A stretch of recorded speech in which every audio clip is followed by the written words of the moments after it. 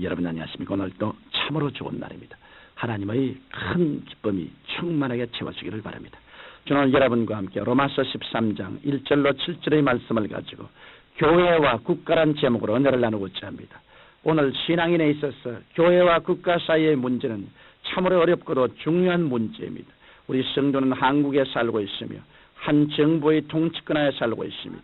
또 우리는 한 국가에서 만왕의 왕 만주의 주 되신 하나님을 믿고 삽니다. 이러므로 예수님을 믿는 성도는 두 나라 속에 있습니다. 하늘나라 속에 있으면서 지상나라 속에 있고 하늘나라 정권 속에 있으면서 지상나라 정권 속에 있습니다. 그러면 우리 그리스도인들은 두 나라의 두 정권 속에 있는 사람으로서 어떠한 태도를 갖고 살아야 할까요? 어떤 사람들은 교회가 국가를 지배하고 다스려야 한다고 주장합니다. 또 어떤 사람은 국가가 교회를 지배하고 다스려야 한다고 주장합니다. 그러나 성경은 이에 대하여 무엇을 말해주고 있을까요? 저는 오늘 이 문제에 대하여 하나님의 말씀인 성경을 기반으로 해서 말씀드리고자 합니다. 첫째로 국가 권세와 신자에 관해 말씀드리겠습니다. 성경 로마서 13장 1절로 2절에 보면 각 사람은 위에 있는 권세들에게 굴복하라. 권세는 하나님께로 나지 않음이 없나니 모든 권세는 다 하나님의 정하신 바라. 그러므로 권세를 거스르는 자는 하나님의 명을 거스름이니 거스르는 자들은 심판을 자체하려고 기록되어 있습니다. 이 말씀에 보면 국가 권세와 신자 사이의 문제에 분명한 해답을 주고 있습니다. 그것은 신자라도 위에 있는 권세에 순종하라는 것입니다. 바울이 이 말씀을 할 당시는 유대나 이방민족들이 로마의 속박하에 있을 때였습니다. 이렇듯 속박 중에서도 순종하라고 했는데 하물며 자주 독립국가에 사는 우리는 최선을 다해 순종하고 복종해야 할 것입니다. 이것은 사람의 명령이 아니라 하나님의 명령이기 때문에 성도가 마땅히 준행해야 합니다. 우주의 대주제는 하나님이십니다. 하나님께서는 절대 우주적 주권을 가지고 계십니다.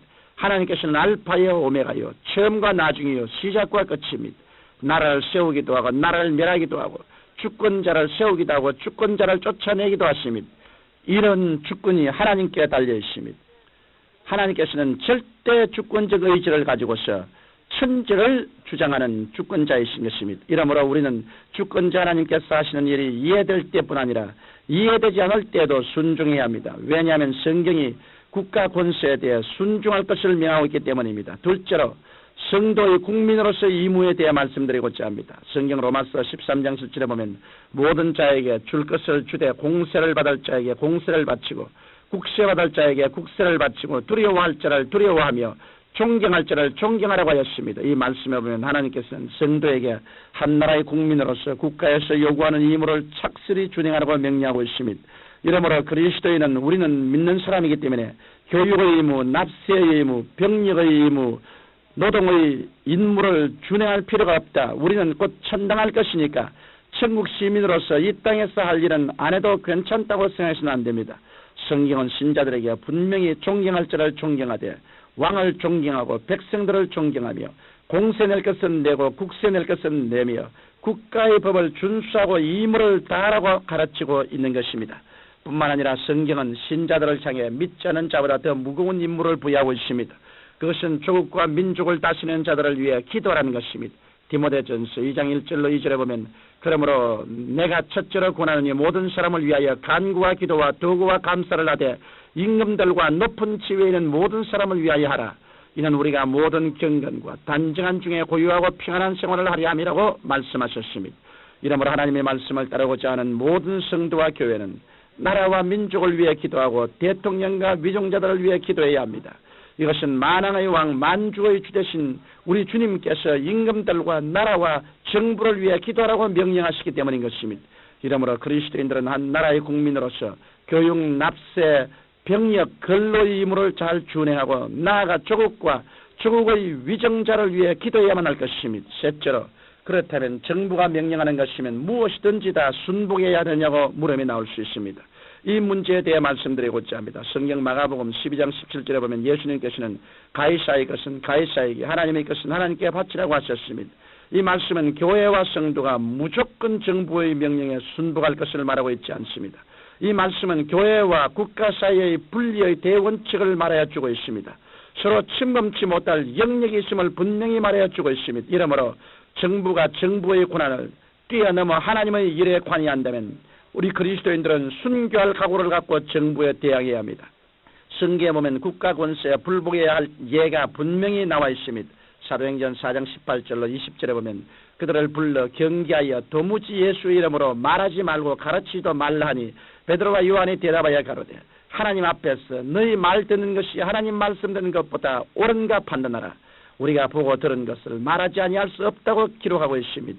이 말씀에 보면 정부가 예수 그리스도의 복음 전도와 예배를 방해할 때 베드로와 요한은 단호하게 이 일에 관해 타협함이 없이 하나님의 말씀에 순종하지 정부 권력에 대해서는 순종하지 않겠다고 말한 것입니다. 이 말씀은 어제나 오늘이나 동일합니다. 오늘날도 정부가 하나님의 일에 관여하여 예배를 드리지 못하게 하고 전도를 하지 못하게 하면 우리는 순종할 수 없는 것입니다. 나아가 정부가 범죄 행위를 강요할 때는 우리는 순종할 수 없습니다. 일정 36년 동안 일본은 우리나라 국민들에게 일본의 태양신인 아마테라스 오미가미를 섬기게 했습니다. 그럴 때 그 당시 그리스도인들은 목숨을 걸고 일어나 우상인 태양신 섬기기를 거부했습니다. 이처럼 어떤 우상을 세워놓고 그 우상 숭배를 강요하거나 어느 특정 인물을 하나님처럼 섬기기를 강요한다면 살아있는 교회는 일어나서 대항해야 합니다. 우리 성도는 만군의 하나님 이외에 그 어느 누구에게도 절하거나 섬기지 않습니다. 그 때문에 정부가 범죄 행위를 강요한다면 우리는 목숨을 걸고 거부해야 합니다. 마지막으로 교회와 사회 참여에 대해 말씀드리고자 합니다. 오늘날 교계 일각에서는 교회는 사회 참여에서 정치적으로 억압된 자, 사회적으로 불평등한 자, 가난한 자, 헐벗은 자, 굶주린 자를 위해 폭력을 사용해서라도 사회 개혁을 해야 한다고 주장하고 있습니다. 그러나 이런 것은 교회가 해야 할 사명이 아니라고 생각합니다. 교회에 주어진 하나님의 명령은 복음 증거입니다. 우리는 이 세상을 유토피아로 만들려고 전도하지는 않습니다. 이 세상이 유토피아가 된다는 말은 성경에 위배되고 거짓된 소리입니다. 주께서 오셔서 세우실 천년왕국 때에야 참 평안과 자유가 있을 것입니다. 그 때문에 우리는 그때까지 모든 사람들이 다 회개하고 주를 믿도록 복음을 전파하고 하나님과 사람 사이를 화목케 해야 할 것입니다. 청취자 여러분, 교회와 국가 사이에는 서로 침범하지 못할 영역이 있습니다. 예수님께서도 가이사의 것은 가이사에게, 하나님의 것은 하나님께 돌리라고 말씀하셨습니다. 이러므로 교회와 성도는 정부가 종교를 탄압하거나 우상 숭배를 강요하지 않은 한 정부에 복종하고 국민의 의무를 지키며 정부를 위해 끊임없이 기도해야 합니다. 나아가 그리스도의 복음 전도에 주력하여 개인의 인격을 변화시키고 이 사회를 밝고 환하게 만들어야 합니다. 그러할 때 이 나라와 민족의 대화합과 단결이 이루어지며 아름답고 복된 사회를 건설하게 될 것입니다. 살아계신 아버지 하나님이시, 우리가 정부와 교회, 사회와 교회, 국민들과 교회에 관한 분명한 관계를 알고 성실하게 단합되어 일하고 신앙하게 도와주옵소서. 예수님 이름으로 기도합니다. 아멘.